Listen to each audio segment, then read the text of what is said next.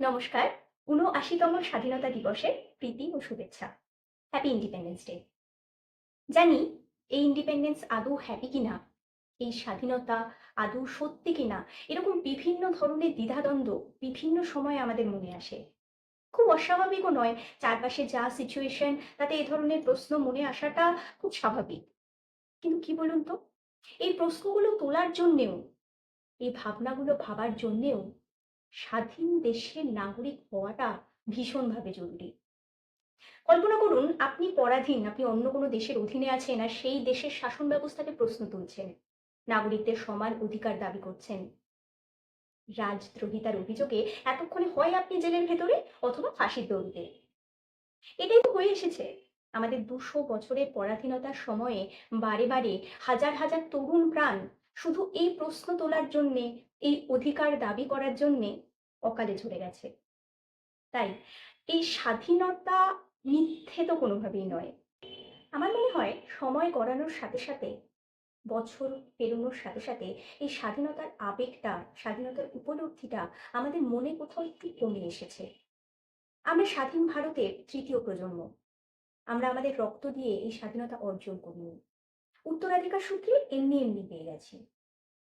তাই অধিকাংশ ভারতীয়র মধ্যে সম্ভবত আজকের দিনটি, 15ই আগস্ট, আসলে তিন রঙা বেলুন আর লতা মঙ্গেশকরের ইয়ে মেরে বতন কি লোগো গানে ঢাকা একটা নির্ভেজাল ছুটির দিনে এসে দাঁড়িয়েছে। বিশ্বাস করতে ইচ্ছা না করলে আজকে একবার আইআরসিটিসির ওয়েবসাইটে গিয়ে কোনো একটা টিকিট কাটার চেষ্টা করুন। ভারতবর্ষের যে কোনো প্রান্ত থেকে যে কোনো প্রান্তে যাওয়ার রেলের টিকিট, অথবা হোটেল বুক করার চেষ্টা করে দেখুন। আমি নিশ্চিত এই সুযোগটি আজকের জন্য তো আপনি পাবেন না।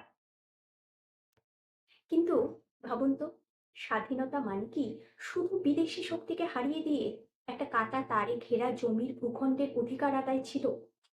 এত এত বিপ্লবী নিজের প্রাণ বলিদান কি শুধু এটুকুর জন্য করেছিলেন? সম্ভবত নয়। তারা সমস্ত অন্যায়ের, সমস্ত অশিক্ষার, সমস্ত অন্ধকারের থেকে স্বাধীনতা চেয়েছিলেন। দেশের সমস্ত নাগরিকের সমান অধিকার দাবি করেছিলেন। শিক্ষার অধিকার, স্বাস্থ্যের অধিকার, খাদ্যের অধিকার, নিরাপত্তার অধিকার। অথচ স্বাধীনতার ৭৯ বছর পেরিয়ে গিয়েও নিশ্চিতভাবে আজও আমরা সেই অধিকার সুনিশ্চিত করতে পারিনি। আজও আমার দেশের হাজার হাজার শিশু অনাহারে অথবা অর্ধাহারে রাত্রে ঘুমাতে যায়। বিশ্ব ক্ষুধা সূচকে ১২৭টি দেশের মধ্যে আমার দেশের অবস্থান ১০৫। আজও আমার দেশে প্রতি বছর প্রায় ৩৫,০০০ ধর্ষণের মামলা রুজু হয়। আবার বলছি, মামলা রুজু হয়। আর আইনের আওতার বাইরে আমাদের সবার অলক্ষ্যে নারী নির্যাতনের পরিমাণ নিয়ে প্রশ্ন না হয় নাই তুললাম। অনেক গ্রামে এখনো শিক্ষার প্রাথমিক আলোটুকু পৌঁছয়নি, প্রাথমিক চিকিৎসাটুকু অপ্রতুল। অ্যাম্বুলেন্স ঢোকে না এরকম গ্রামের সংখ্যা অনেক।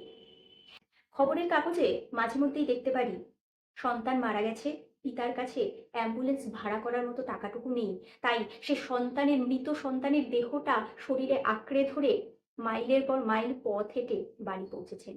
অথবা স্ত্রী মারা গেছেন, স্বামীর কাছে অ্যাম্বুলেন্সের ভাড়া দেওয়ার টাকাটুকু নেই বলে বাইকের পেছনে স্ত্রীর মরদেহ বেঁধে হাসপাতাল থেকে গ্রামে পৌঁছেছে। ভারতবাসী হিসেবে এই সমস্তটা আমাদের সবার ব্যর্থতা।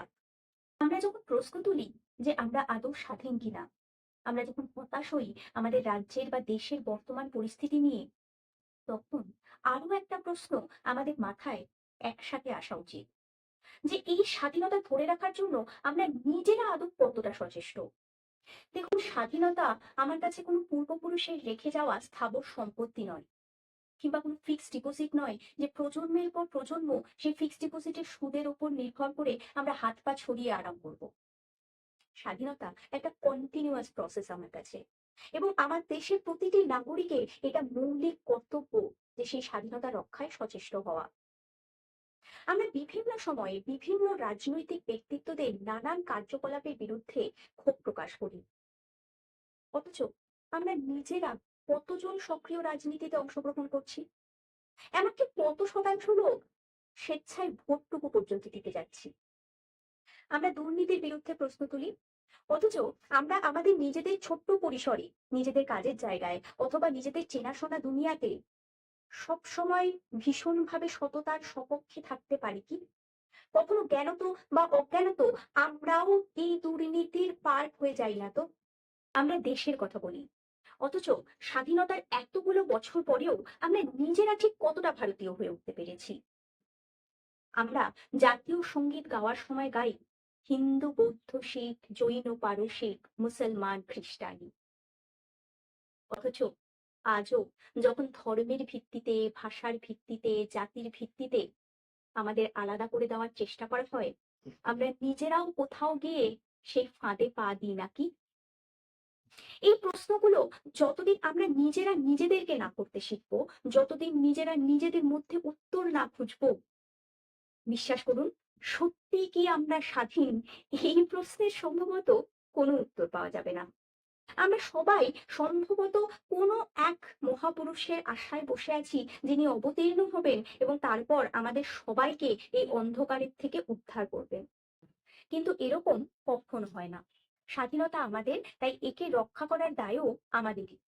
আমরা যদি একটি অন্যায় মুক্ত, দুর্নীতি মুক্ত, সুন্দর, সুস্থ সমাজ এবং দেশ চাই, তাহলে সেই দেশ গঠনের শরিক আমাদেরকেই হতে হবে।